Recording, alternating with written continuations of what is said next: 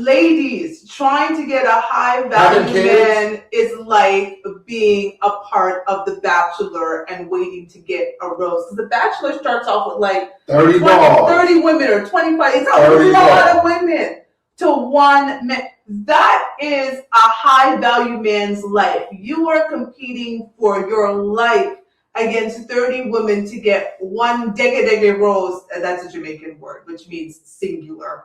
At the end. That's a good way of putting it. When you start talking about you want the top 10% of men, it's The Bachelor. And most of y'all are too proud and have too much of an elevated self-worth to humble yourself enough to get your... Here's my thing, ladies.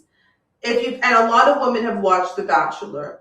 It is very rare, and I haven't watched The Bachelor in years, but the years I watched, it was very, very rare, if at all, that any of those women came on having kids.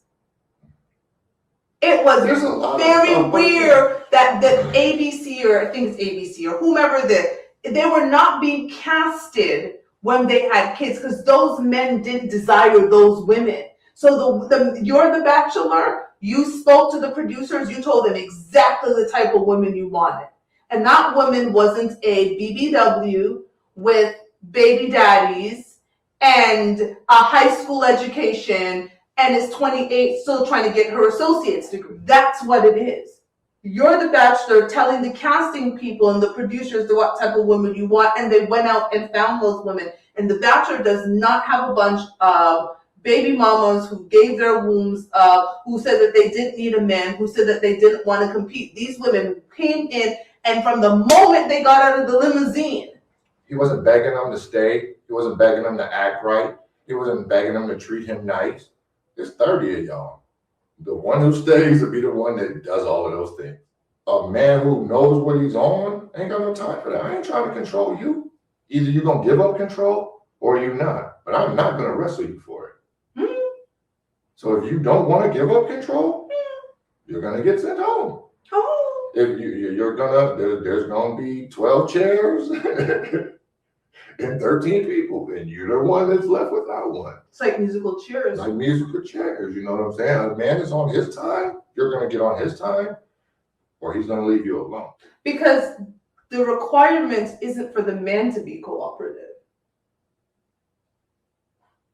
Not at all. And I think that's important, because the way we define submission is respectful cooperation. Right. But really it's Toshiba respectfully cooperating with Rob. Now, our number one rule in our relationship is leave no disrespect, and that goes both ways. But the cooperation part... You can't have two dominants. The yin and yang. You're correct. Dominant, submissive. Correct. And guess what? If you're not dominant, then you're submissive. Whether you like it or not, whether it makes you feel good or not, whether you have a problem with the word or not. And that's where a lot of the problems come in. So you think about it. If you're, as a female, you find yourself in a position of dominance, then guess what kind of man you got? One who's submissive. And you made a point in a recent show. If you are independent, the opposite is, well, there's also that, but the opposite is you have dependence. Yes. People rely on you. People count on you. People need you. Right? And I talked about it in my book, No Handouts for Black Girls. Buy it at Amazon, Barnes & Nobles, Walmart, and where else it can be found. That is not, it is our Achilles heel as Black women.